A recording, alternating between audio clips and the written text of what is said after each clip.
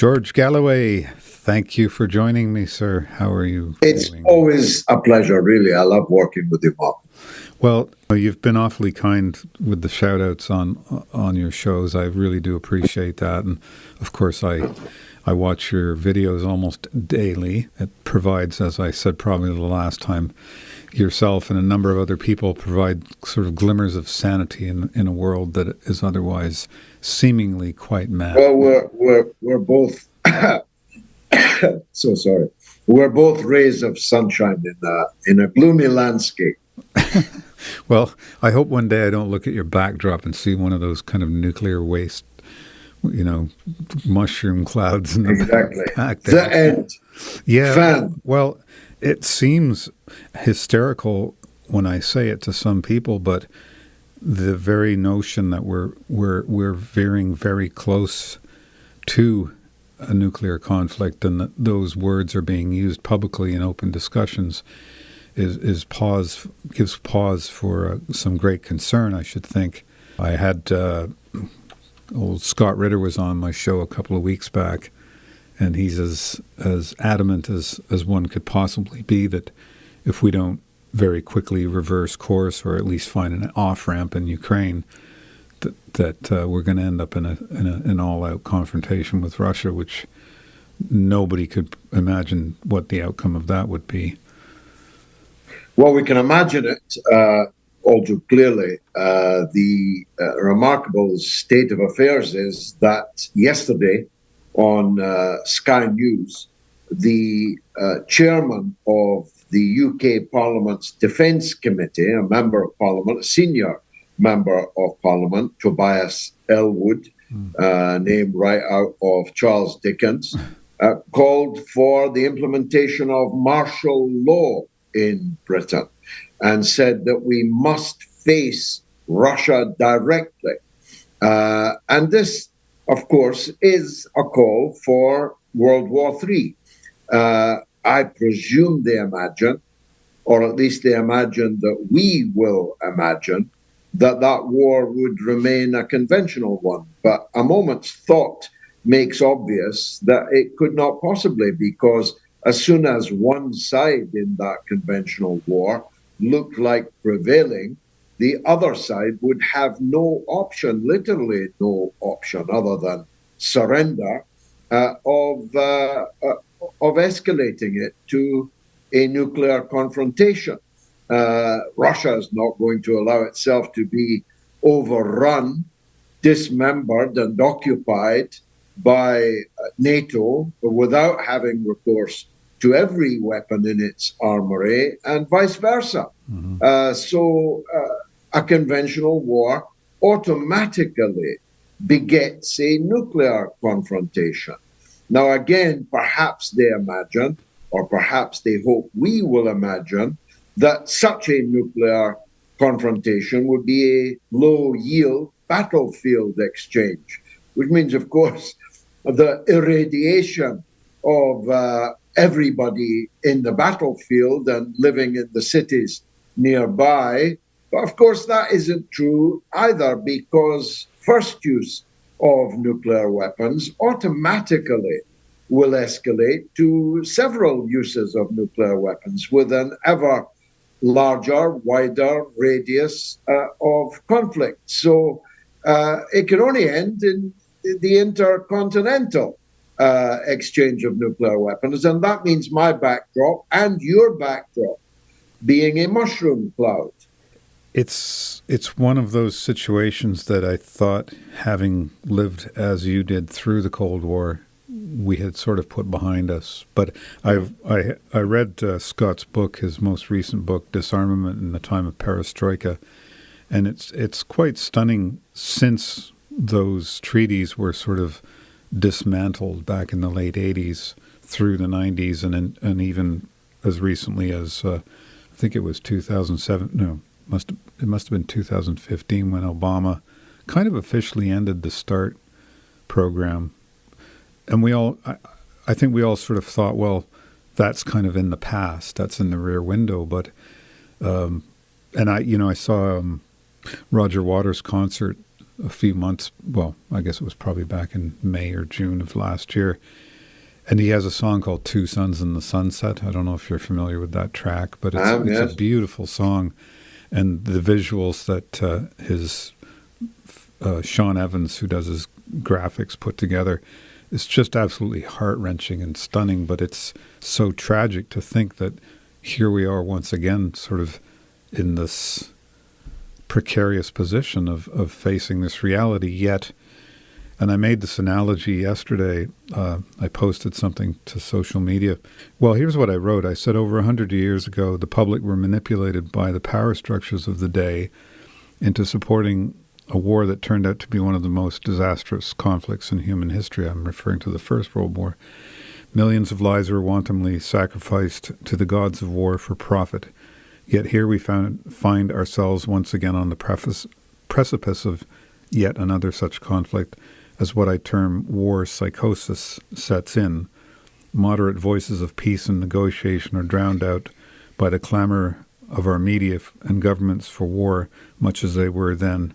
Eugene Debs, James Connolly, and Ramsay MacDonald come to mind.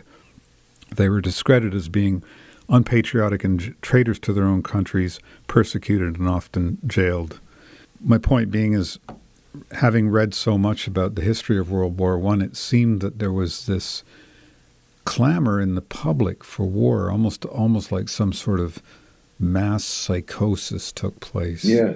You know, you've seen the images of the first months of the First World War when everyone thought it was, off we go, boys, it'll all be over by Christmas, and it wasn't, you know. Straw hats and trumpets. That was very beautifully written. That's why you're a Pulitzer Prize winner. I'd only add two things to it, if I may. The First World War casualties, which were, of course, many millions, were very largely restricted to the fighting forces themselves. Not that that makes it any better, but it was soldiers who were killing other soldiers. Of course, in the Third World War, the vast majority of the casualties will be civilians, far from the front. And that's a significant qualitative difference, I think. And also, I feel the need to say something that, to my amazement, is very little known. You and I are old enough to remember the mushroom clouds over Hiroshima and Nagasaki, but it is very little known that today's nuclear weapons are more than 1,000 times more powerful than the bombs that were dropped on Japan in 1945, and that there are approximately 7,000 of those weapons. So 7,000 nuclear weapons, each more than 1,000 times more powerful. And we know what those two little bombs, little fat bombs that were dropped on Japan did. We know the hundreds of thousands of people that they killed in an instant. We know the radiation sickness, which continues to exist more than a lifetime later in these two Japanese cities. And we don't appear to be able to grasp what the impact of weapons very much more powerful would be. I would perhaps demur also on this count. It is misleadingly obvious that in social media, for example, NATO and the war drive have a lot of supporters. But I held a poll on the mother of all talk shows last week, in which a staggering 27,700 people voted on whether or not they believed that Boris Johnson had been threatened by Vladimir Putin with a missile strike, which would only take a minute. He said, Vlad said. This took flight across the mass media. Headlines like, Mad Vlad threatened to kill me, and so on, attributed to Boris Johnson were on the front page of every newspaper, but in a poll online for the mother of all talk shows, in which 27,700 people voted, 84.5% of the people believed Vladimir Putin rather than Boris Johnson. Now, that despite a huge mobilization of NATO's forces on the social media battlefield, that tells me something, as does the disappearing Ukrainian flag on social media amongst regular folks' bios, that while NATO can field thousands of people, although who knows how many accounts each of those people actually has, amongst the public, there is nothing like the support for the drive to war with Russia that there was in 1914 in the actual First World War. So we should not despair. It's a very heavily weighted social media battlefield, but we are winning on it. Well, it's encouraging news, of course. The other day I was having a conversation with an individual I had just met. I was down in New York City, and I struck up a conversation with someone sitting at the next table, a guy a bit younger than me, but seemingly very intelligent and educated and so forth. But in the course of the conversation, things revolved into the political sphere a little bit, and I had said something about the conflict in Ukraine, and this individual said something along the lines, I'm paraphrasing, that, well, my primary concern is that because Vladimir Putin has got cancer of the brain, he may just decide to press the red button before he goes out. And I looked at this person and I was like, well, I was sort of aghast at where this information comes from. There just seems to be, that's putting it lightly, there is such a level of disinformation. If you, for example, go on Telegram and look at, there's a few sort of military channels that come directly from the front lines in Ukraine, both Russian and Ukrainian. Some of the things that you're seeing, we don't see any of that in the mainstream media. No. We have no connection to the realities of the brutality of what's really occurring. I mean, your people saw far more of the Vietnam War when technology was primitive compared to today than you see from the Ukraine war. Yeah. And that's a matter of deliberate policy in which the social media companies and the state are deeply implicated in a conspiracy, actually, against the public, because they simply can't afford for the public to know what's really happening or what's really at stake, what might happen. And I'm not, of course, suggesting that there are not a lot of sheep out there, or moreover, that there's a lot of people in various stages of sheepness. Sheep-likeness. Not everyone is watching those military channels. If they were, then, as I say, the outcome would be very different. But I, too, watch them and know, therefore, why they cannot be allowed to reach a wider audience. But the number of people who are, let's use as a benchmark, straw hats and trumpets for war with Russia is vanishingly small. Even the sheep know that this sheepdog is trying to, or in danger of herding them onto a truck, which will be their final journey.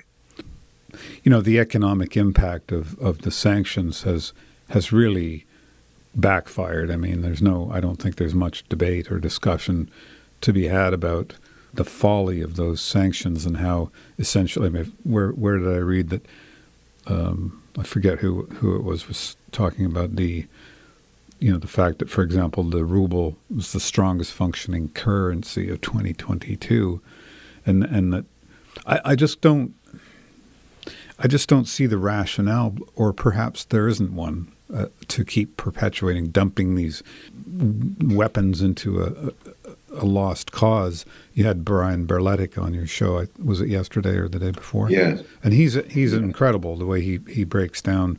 And it's wonderful. Wonderful. And here we hear, we're going to be sending M1 Abrams tanks, and Germany's going to be sending Leopard tanks. And then Brian will break it down and say, well, who's going to be training the people to drive those vehicles? Who's going to maintain them when they break down 1,000 kilometers from the rear and have to be shipped back to be fixed? I mean, it just doesn't, none of it makes any sense. Yet our politicians and our media just keep trumpeting this lunacy as if eventually people are going to.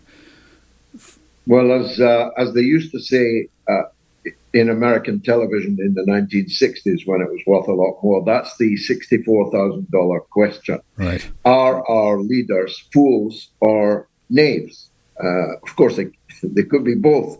But is it really the case that in all these governments across the world, I left school at 16, Malcolm, to go and work and make tires in a factory. And I could work out that these sanctions would constitute lifting a huge stone only to drop it on your own feet. Is it really the case that all these clever people, educated at the best universities all across Europe and North America, did not know that these sanctions would backfire, in which case they're too stupid to be running our countries? Or did they know but did it anyway, in which case they are too wicked to be running our countries? I don't know which of these two it is, or which of these two would be worse. But the reality is that the Russians have calculated this very well. They realize that their economy is built on real things. Mm-hmm. And our economies are built on paper or less than paper, numbers on a computer screen. They have raw materials and commodities without which the world cannot function. We are sadly lacking in those things. We have clever lawyers who write letters to each other, and that counts in our GDP. But the Russians are digging things out of the ground, right, without which nothing can function. And they have a market for those things. And they simply switched their marketplace from the west to the east. And amazingly, some of the people in the east to which they're selling those real things are then re-exporting them to us at a higher price. Go figure, as the Americans say. So countries like India, for example, are buying 30%, 40% more things from Russia than they used to, and then selling it to us with a markup. So are our people really too stupid to grasp this? Or, as I say, are they able to grasp it, but think they can fool us? Think we're too stupid to grasp it? Either way you cut it, it's bound to end in tears, either with economic collapse, as is beginning to happen in Europe, or a mass realization amongst the public that we've been had. Well, you spent enough of your life behind the curtain, as they say, to know what goes on. So I respect what you're saying because having only spent a brief amount of time on occasions in Washington, D.C., it's a frightening machine. That sort of what do they call it? I mean, people have mixed views on this. Even I have mixed views within my own head about it. But for nearly 30 years, I sat in the British Parliament, so I knew personally and observed personally all of the leaders from Mrs. Thatcher onwards and their, if you like, their cabinets. Mm-hmm. And I increasingly formed the view that we are not ruled by James Bonds. We are ruled by Austin Powers or worse. So Lord help if us. you forced me to choose, I'd say our leaders are too stupid to have grasped what was going to happen. But even I am conflicted in that. Just as a word of interest, and perhaps you might want to promote this on your show. But on the 19th, did you have Jimmy Dore on your show just the other day? Or? We did. He delivered the same rant to us that he did to Tucker Carlson. Yes. Except he delivered it to us even better. I commend it to your audience so that they might re-watch it. But given that Tucker Carlson's show is the second largest audience in America, it was utterly priceless, beyond gold and diamond standard that Jimmy Dore delivered to Tucker Carlson. Tucker looked quite dazed by it, I must say. I think, the sheer power of the delivery, but also the indisputable truths in the content. So God bless Jimmy Dore. I'm one of those that hope he'll run for president. And don't tell me a comedian can't be president. Hey. Vladimir Zelensky, anyone? If Zelensky can do it, anybody can. It's an interesting fact. A lot of people don't realize this, but Zelensky was his popularity in the polls before the war, in the months leading up to the war, were quite low. He's not as, and I think that, I don't know if you saw his most recent speech. I think it was to Davos or something, but where he said, like, we're open for business. I'm inviting BlackRock. I'm inviting Goldman Sachs. If I was a Ukrainian, I would be I would be extremely upset beyond words. That was his second last speech, Malcolm. His last speech was where he called on NATO to nuke Moscow, actually attack Moscow with their weapons. But this fellow's not running for re-election, Mark. He will, I promise you, retire to Miami as mentioned, long before he's ever up for re-election. This man is performing a role. He has become vastly wealthy beyond the dreams of avarice, for the role that he has performed, and he will never again ask the people of Ukraine for their endorsement of what he's done. I don't know what to say about, it's like almost like another Ferdinand Marcos or something. So just like take the money and run. You've got Bolsonaro. Soon you'll have Zelensky. Perhaps they'll have a beachfront property next door to each other. They can start a little club of despots in luxury. How are things in Britain, by the way? I've been following. I mean, is it as bleak as one gets the impression in terms of people not being able to afford basic things like heat, and having their electrical and heating bills, going up by 200-300%? Quadrupled our heating bill. As you don't know it, but I'm actually freezing in this room, which is not actually in front of the spires of the city, but in my house, because this is a big room, and by the grace of God, we have a big house, and we can't afford to heat it because the heating bill has literally quadrupled. So things are very bleak, both economically and politically. If I start with the political, I live in a one-party state. On the big questions, the parliament is entirely united, not least on, of course, the war and the approach to the conflict in Ukraine. But on the big questions of sanctions and how to run the economy, the two parties are entirely in lockstep. And therefore, the contest between them is, kind of like watching the Harlem Globetrotters, as Jimmy Dore put it to me the other night, where it's not really basketball, it's just a show. Or, as I prefer, professional wrestling. I was going to say. Yeah, where both the wrestlers pretend to fight each other and the crowd roars, pretending to believe that they are actually fighting each other. But in fact, it's just a show. So politically, things are very bleak indeed here. Worse than they have ever been. And like you, I am a history buff.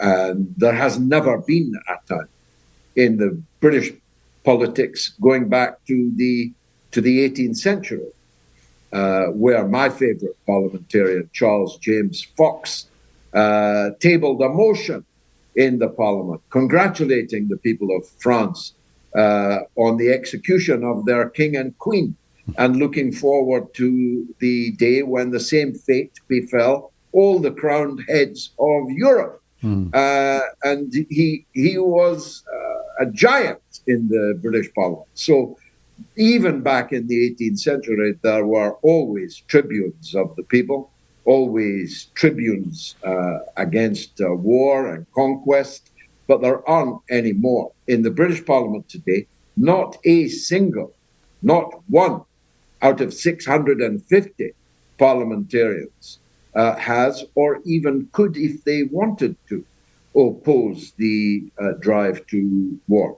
But on the economic front, well, the IMF believes that the Russian economy, under thousands of sanctions, will outperform the UK economy in 2023. Our rate of inflation is in double digits, heading towards 20%. In fact, grocery inflation is currently 15.6%. You may not know it, but I'm a new man. It's me that does the grocery shopping. And even me, a mere man, can tell that this product costs more this week than it did last week. Oh, it raised 15.6% in the grocery basket. If you factor in the increased costs for people's mortgages and rents, the already mentioned quadrupling of the heating bill and so on, it seems impossible to believe that our inflation won't reach 20%, while workers are being offered 3% or 4% at the tops of a wage increase. In other words, a wage cut of at least 15% or so. So our people are being driven into the ground by the current economic and political situation. Mm-hmm.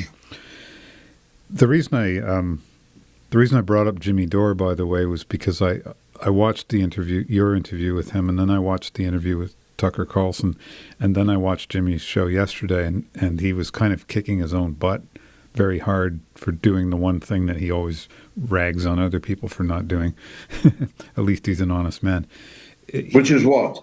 Well, he forgot to mention that there's an anti-war rally on the February the 19th at the Lincoln Memorial in Washington, D.C. There's a planned, I think it's, I don't know who the sponsors of that get-together are. But I think it's the People's Party and the Libertarian Party, which is great. It's going to have to become more broad, of course. But Scott Ritter is speaking at that event. I think Jimmy Dore is also. Jimmy's it's definitely really going to be there. Extremely important that people attend it. And we have, if you like, a sister rally in central London on the 25th of February. Oh, good. Entitled No to NATO, No to War. And that is going like a train, despite all the efforts to derail it.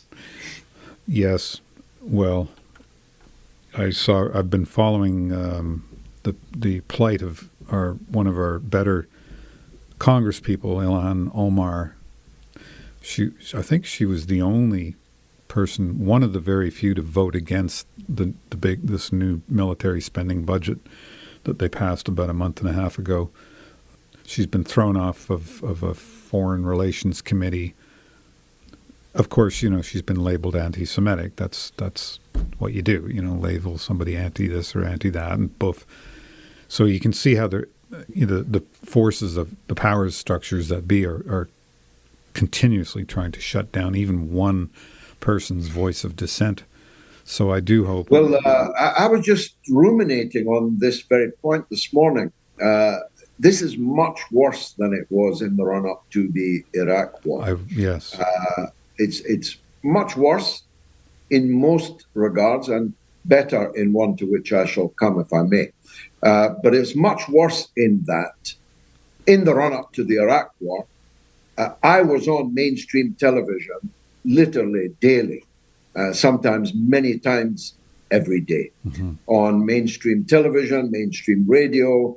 My views were constantly sought in the mainstream press, not because the media liked what I had to say, of course, but because something back then told these media companies that they had a duty, a responsibility somehow to at least give some space to those who took a contrary view. None of that exists today.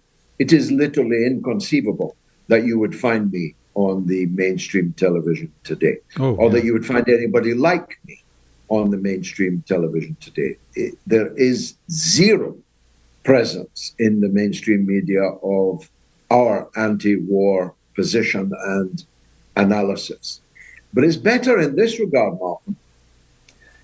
It kind of wasn't safe for me to walk around in the run-up to the Iraq War because a far larger number of members of the public supported the drive for war than support the drive for war today.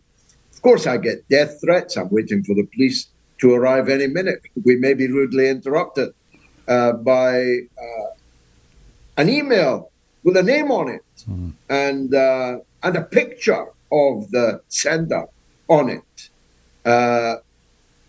Basically saying, well, not basically, literally saying that he was going to blow me up with a bomb, and if the bomb failed, he was going to knife me himself. Of course, such people exist, and of course, the organized pro-NATO movement exists, but there's no echo in the public for them. So I can tell you, it's now almost 1 year. I've been taking the line I've been taking very clearly for, therefore, almost 1 year. And not a single member of the public has given me so much as a bad look, never mind a bad word or worse.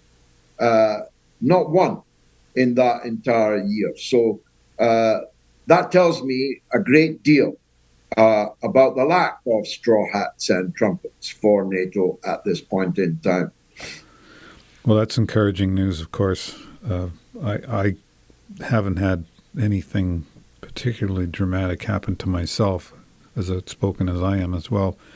I did get an odd phone message or a text from somebody that said, a lot of my family is Ukrainian, and stop saying that there are Nazis in Ukraine and things like that. Or I'll murder you.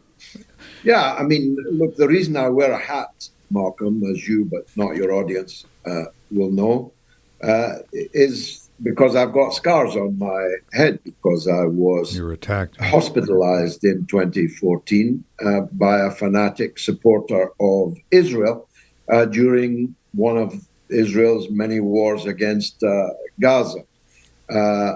So I'm no stranger to being the victim of political violence. But it's come to something when, and I don't live in a red belt. I don't live amongst people who are natural political allies of mine, that not one single person has said a bad word to me about my stand on the war in Ukraine. Well, that's as I say, something has shifted for certain in the public sphere amongst the people. That is quite certain. I mean, you're right. I don't see, I rarely see the blue and yellow emoji on people's Facebook. Striking, yeah. It's odd because if you go, there's certain neighborhoods you'll be driving along, for example, and suddenly you'll go through a little town like in Connecticut, and there'll be one town that everybody's got these Ukrainian flags, and the next town over, there's none at all. Scott Ritter, when I had him on, brought up something that, on the subject of Nazis in Ukraine. He said, "Oh, by the way, did you know that there's a town about 40 miles away called Ellenville?" And Scott said, "Did you know that there's a place in Ellenville called the Heroes Monument? And it's a monument that was built back in the late 50s by the Ukrainian expats, which basically has busts of Stepan Bandera and all of the other Ukrainian nationalist heroes of the Second World War. And it's a youth camp."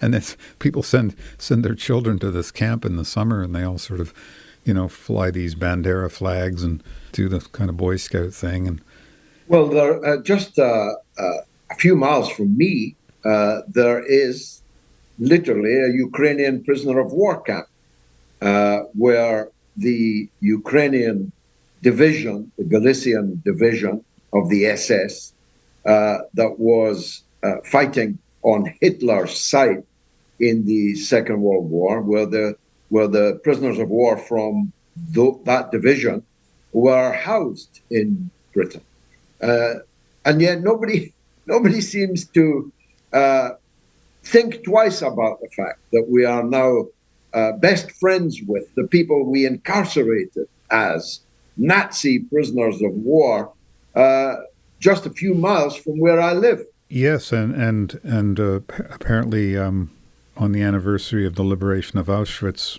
about a month ago or whenever it was, no Russians were invited, which is really, no. The people who liberated Auschwitz were disinvited, but the German government were invited. It was a German death camp.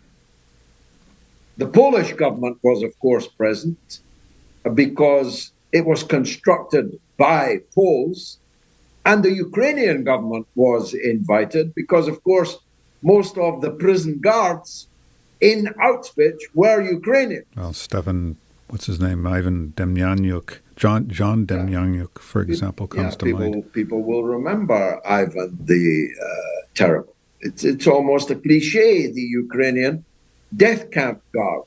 Yeah. So they were all there at the commemoration of the liberation of the death camp of Auschwitz, while the people who liberated Auschwitz were locked outside. Yes, well, in the immortal words of Gilbert and Sullivan, it's a topsy-turvy world, for sure. Very good. Very good.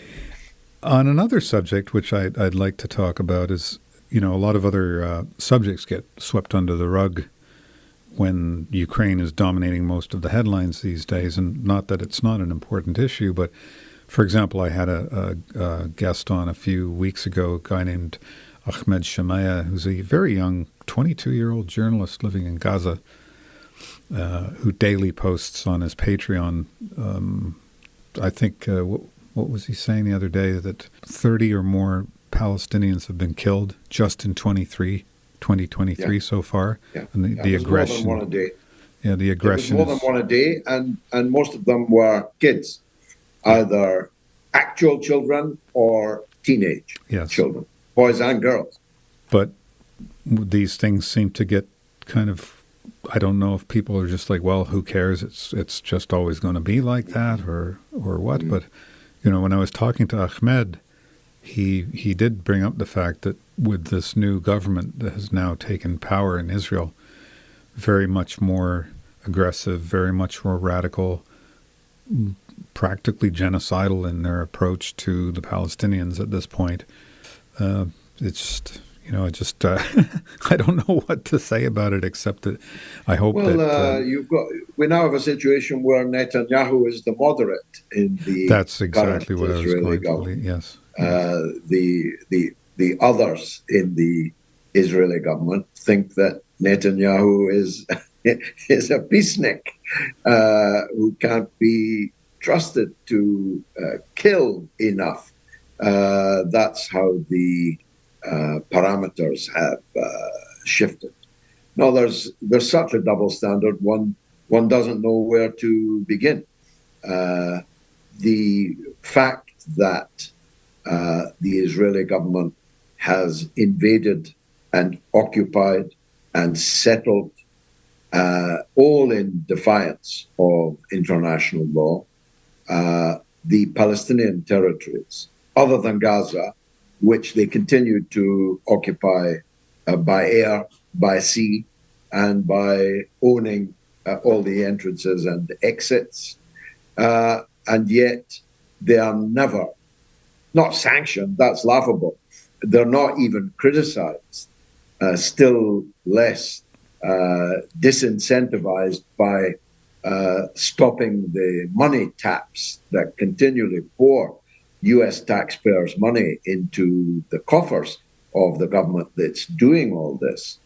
But the blood of Palestinians appears to be worthless. In fact, the blood of Arabs is worthless. Blood of Muslims is worthless, except where it suits the big powers to appear to be concerned about their blood. So, as someone hilariously put it, the Americans don't like the Chinese very much, and they don't like Muslims very much, but they love Chinese Muslims, or right. at least they would have you believe so. Yeah, Xinjiang comes to mind. Ditto the, Bosnian Muslims and so on. So the truth is, if as happened, I think 6 or 7 Israeli settlers were killed in the street of an illegal Israeli settlement. I mean illegal by Israeli law, not by international law. Mm-hmm. They're all illegal by international law, but this one was an illegal settlement under Israeli law. 7 Israelis were killed in the street there just last week. The day after, 9 Palestinians were killed in a Palestinian refugee camp by Israeli occupation forces. The killing of the 9 didn't even make the news. The killing of the 7 Israelis actually earned you a news alert on your phone. The BBC sent you a news alert on your telephone over the killing of the Israeli settlers, but the death of the 9 Palestinians the day before did not even make the news. Well, if that juxtaposition means nothing to you, as I was saying earlier, and this is out of the mouth of someone like Katie Halper, or an individual, I forget her name, that I spoke to from an organization called Jewish Voice for Peace. Anti-Semitism has been weaponized. So it's just something that, in reference to Ilhan Omar, you want to shut somebody down, say they're anti-Semitic. Well, anti-Semitism and anti-Semitic exists, just for criticizing Israel. Yeah.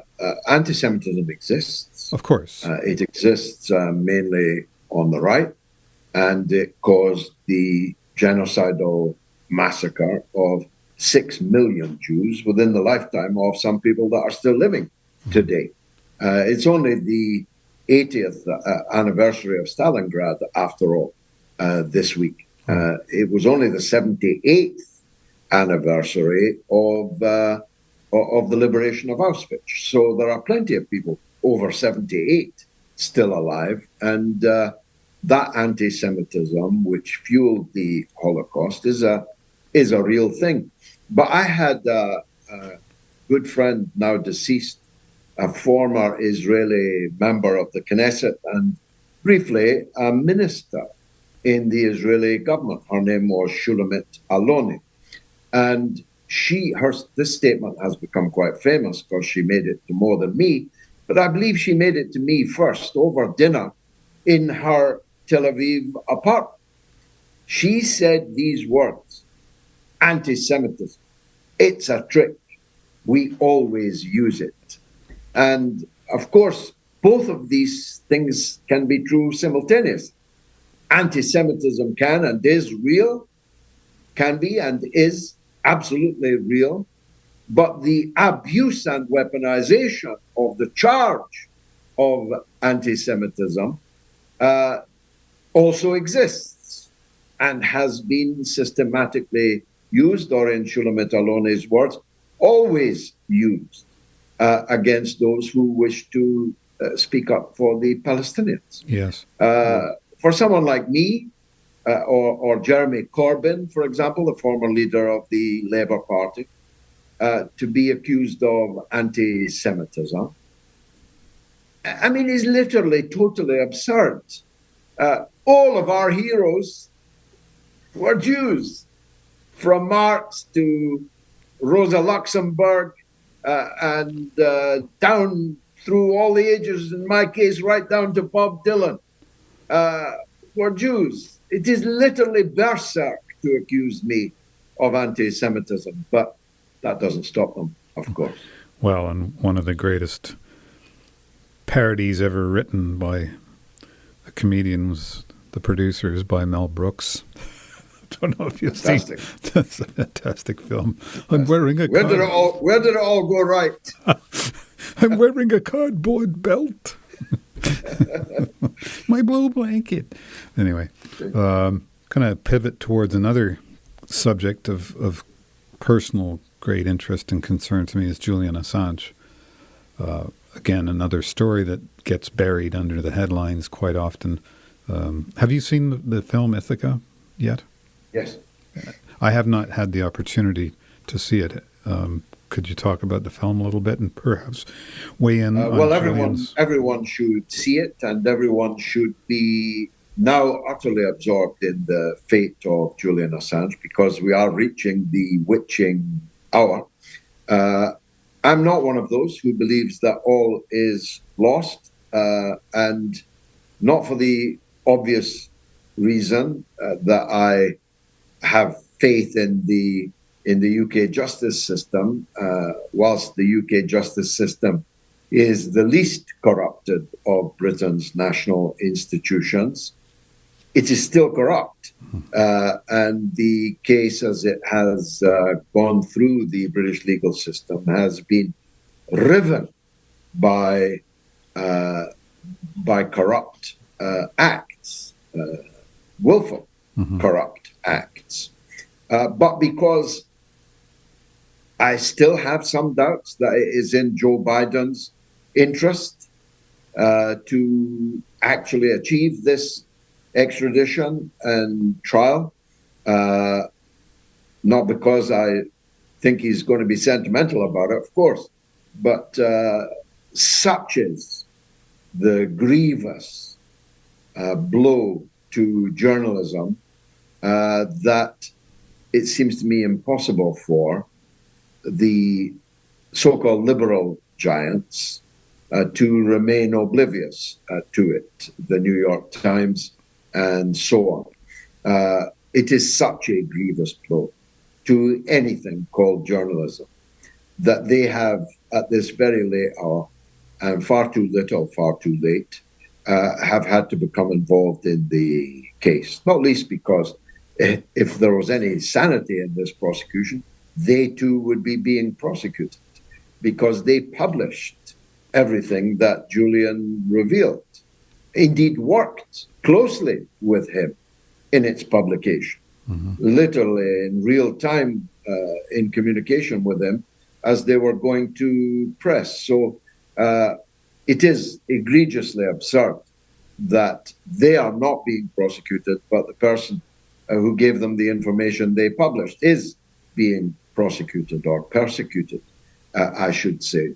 And so it seems possible to me still, call me an optimist, that the liberals in the United States will prevail on the so-called Democratic Party not to go through with this.